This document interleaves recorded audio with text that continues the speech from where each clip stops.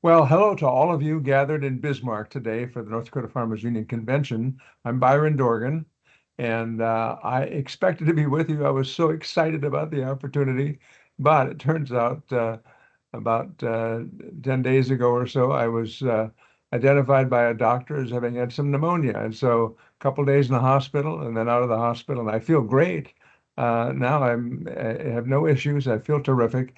But the doctor said no travel for a couple of weeks. So the result is John Balker, my colleague, is with you, and you will really enjoy hearing from John.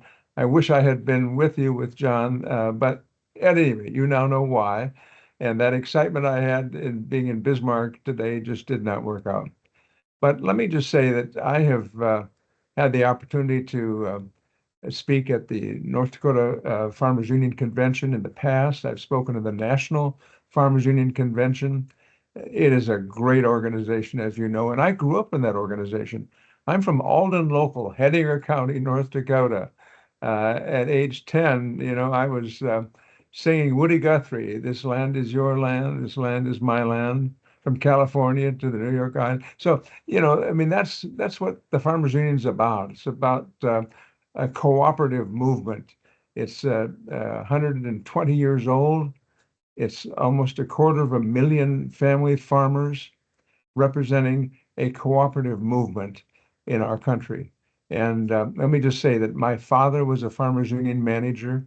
My grandfather was a farmers union manager. And by the way, let me also tell you that my grandfather was a hero of mine. He originally started by hauling Standard Oil gasoline to family farmers. And he discovered that in the back of that truck, there was some extra room. So he was actually also loading and moving Farmers Union gasoline to farmers. And then Standard Oil found out. And guess what they did? Well, they fired my grandfather. But is there a better description of being a hero than using a Standard Oil truck to haul Farmers Union gasoline? I don't think so. And that was my granddad.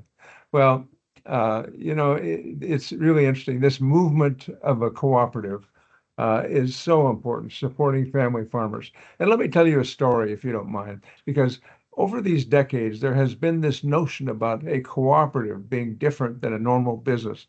And it is different, but it's the right approach for family farmers to work together and find a way to do the things together that are necessary to build opportunity for them.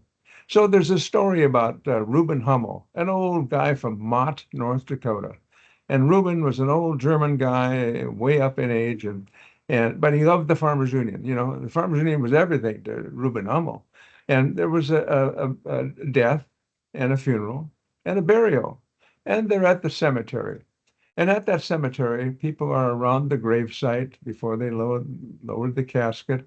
And the minister then finally, as he finished, said, "Is there anyone else who has an additional comment that they wish to make about the deceased?"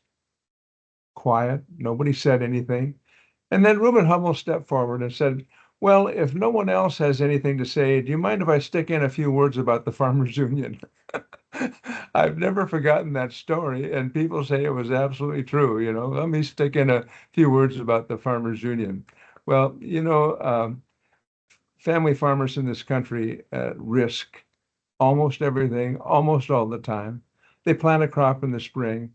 They hope that they'll have that crop to be able to take off in the fall. They hope there's not a drought.